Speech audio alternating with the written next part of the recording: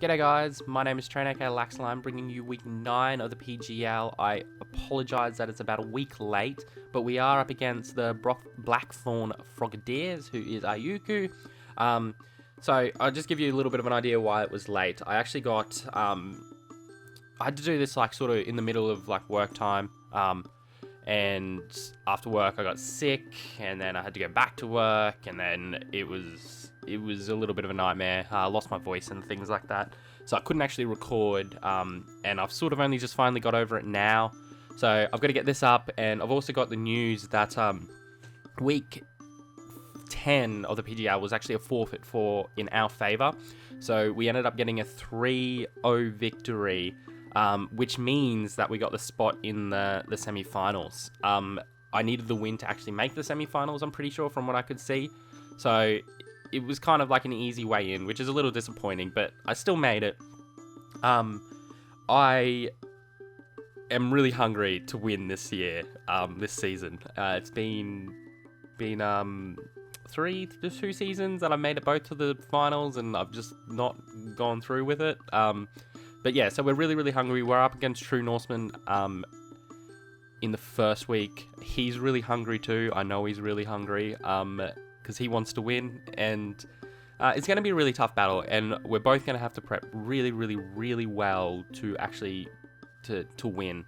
So it's going to be really, really interesting. But you know, we'll get into the battle, week 9 battle, and we'll see how we go.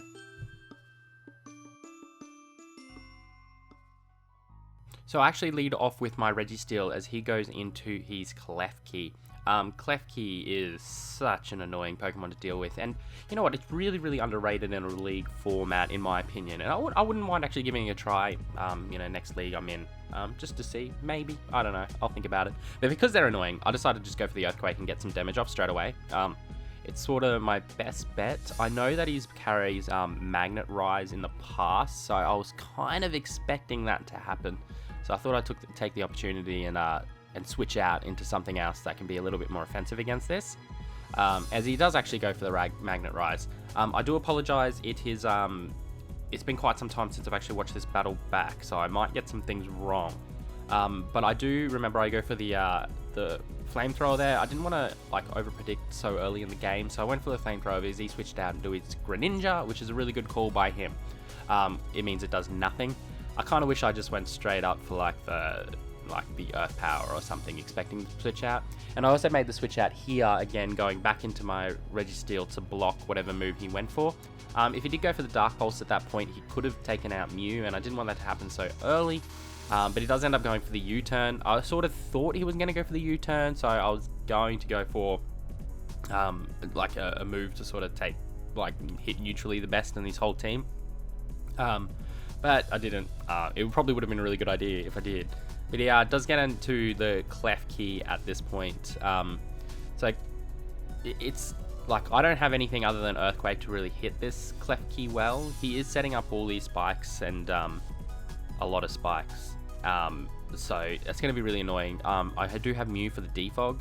At this point, I do end up going for the Power Up Punch on the Registeel. I was kind of toying that he might go for the Magnet Rise or not, and it was kind of like a little bit frustrating.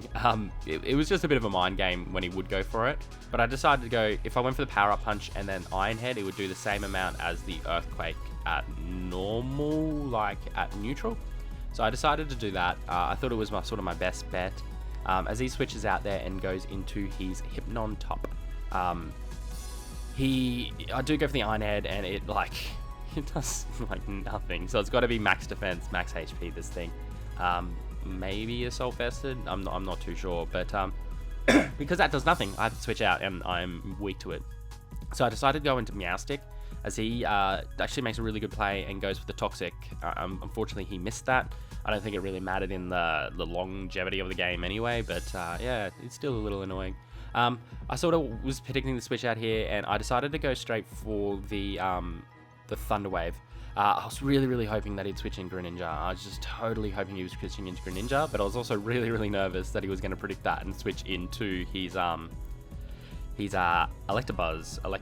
Electivire, and then he would just completely wreck house if that actually happened. But I'm glad it didn't.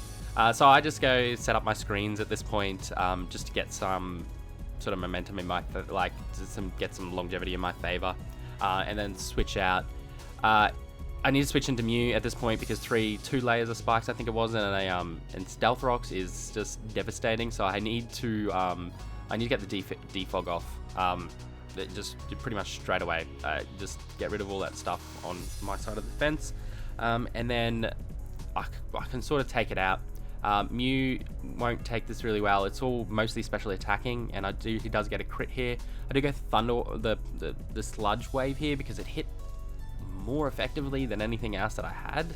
I really didn't expect the Miltank.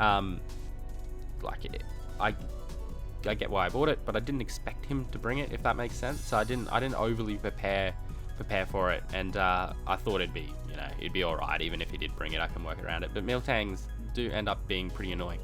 I do go into the Diancie at this point. I figured like a Diamond Storm would take this out fairly easily, and he doesn't look like he's carrying the Earthquake to be able to hit me very hard. So I do just go for the Diamond Storm, and it doesn't quite take him out, but it gets him down to a decent sort of level. He does go for the Body Slam. I don't get paralyzed, which is good. Not necessarily, because I think I was running decreased speed on this guy because I didn't really need the speed. It was mainly defensive, this Diancie. A defensive Diancie actually still does like significant damage to most mons. Like will do in like the 80% range from a Diamond Storm or a Moonblast, depending on there. It's quite interesting. I feel like I'm trying to like finally getting the hang of actually using Diancie and a little bit more confident in using Diancie. It's got 12 KOs this season, which is quite a lot. It's pretty good. I'm pretty happy. Sorry. So he stays in. I just decided to go for the Moonblast here. It pretty much just takes him out. So 2 of his defensive moms are out of the way, which is awesome at this point in the game. My Light Screen and Reflect do wear out, and I kind of want to go back in and to be able to set those back up. So I switched out here. I wanted to keep Diancie around, and I decided to go on Moustick because I know Moustick can't really take any attacks from this guy, but it will still do okay. He ends up going for the Scold at this point and gets the crit on me. I do survive it at like a slither, just a complete slither, and then at least I'm able to get I think I went for the Light Screen first up. But he does go into his Klefki here. I didn't want to switch out on this Klefki, mainly because I didn't want to switch out on him because I didn't want him to go for a move and then damage any of my mons, and I was really just hoping to sack off Meowstick at this point. It was probably a bit of a risky play, and now that I look back at it, it kind of gave him the opportunity just to sort of set up spikes on me and make it more difficult for me to win. I don't know if you guys have really noticed, but I've kind of like, I don't really bring too much hazard removal and have much hazard removal things on my team, and it's a little silly, especially when someone's got a Pokemon like Klefki. But the way I built my team is, I don't really have it, and I also play like a little bit more. What's the word? I don't really use many like setup moves or anything. I just kind of like just bait them into. I don't know how to explain it. I just play more offensively, I guess, and just want to like get damage off rather than anything, so I can like late game sweep. That's how I generally play. So this is probably silly of me because staying in here hoping that he'd just sack it off so I wouldn't get. And I started to realize that, so I decided to switch out into my Crocodile, which would easily be able to take this thing out, as he does go for the as he goes for the Play Rough, which just happens. So that ends up doing a fair chunk of damage to Crocodile. So that was a little annoying. It still can switch in. I figured that he'd go for the Magnet Rise on this turn, so I decided to go for the Knockoff, hoping that he might be in range to actually take it out. It turns out he was not. It was very close, but at least those leftovers are gone, and I can just go for the Knockoff on the next turn and take out this Klefki. So he does have a whole bunch of spikes up. He is I'm just not in a good position, really. I do get the Moxie, but I am Scarfed, so that means I am stuck into the Knockoff. which was fine, but I kind of figured this Electivire was scarfed. Electivire outspeeds me by, well, base speed is about 2, I think. I think it's like 91 and I'm 87 or something like that. So that means my Scarf Mon can't outspeed Electivire. And the problem with Electivires, especially in a league format, is they're really good. They get really, really good coverage. So it's actually, I think it's probably one of the best like lower tier mons for a league format, because they do get so much coverage and they work pretty effectively if they're running like Scarf or anything like that. So I actually switched in Diancie there to see if Electivire was Scarf, because if he went for an Ice Punch, it actually wouldn't have killed. So I was kind of like sort of baiting him to make sure to see if he does switch out or had any attacks. But I ended up going for the Diamond Storm. I was able to wasn't able to actually kill, and as he goes for the Destiny Bond, and then that ends up taking me out, which is okay, I guess. Diancie was fairly low anyway. I would have liked it around for a little bit longer, but it didn't work out that way. So he does go into his Shazam here, and I kind of just decided to go into Registeel because it's the only thing that can actually take most of his attacks and not get taken out. So yeah, he goes for the Volt Switch, like good play on his part. I'm having a bit of a mind blank now. So yeah, he only has Electivire and Greninja left. So I went straight for the Earthquake then, which would have hit him really hard. But now that I think about back of it, I probably should have went for power-up punches and gone for a couple of power-up punches, especially at this point. Electivire could have lived a couple of moves from, Registeel could have lived a couple of moves from Registeel. So if I went for the power-up, like 2 power-up punches, then rather than Earthquakes, I would have gone to at least like +2. The burn is unfortunate. And I could have gone at least 2 Earthquakes onto this at +2, which would have like worked out. But I did get burned, so that sort of puts a hindrance on that anyway.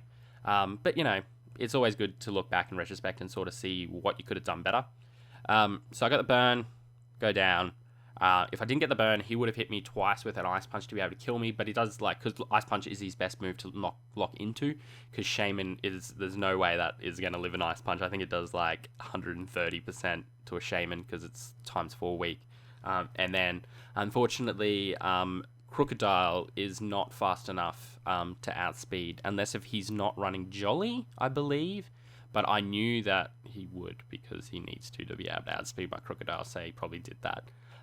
So yeah, I ended up going down. It was just a 1-0 victory in his favour, which is completely fine by me. It means that I had to win week 10 to actually make the playoffs, but as I said earlier, I got the forfeit, which worked out, sort of well for me. But yeah, thank you guys for watching. I'm looking so forward to get into these playoffs, and like fingers crossed that I can finally take it out. Fingers crossed. I really, really, really am hungry for it. But yeah, that's all from me, guys. Thank you guys for watching, and I will catch you in the next one.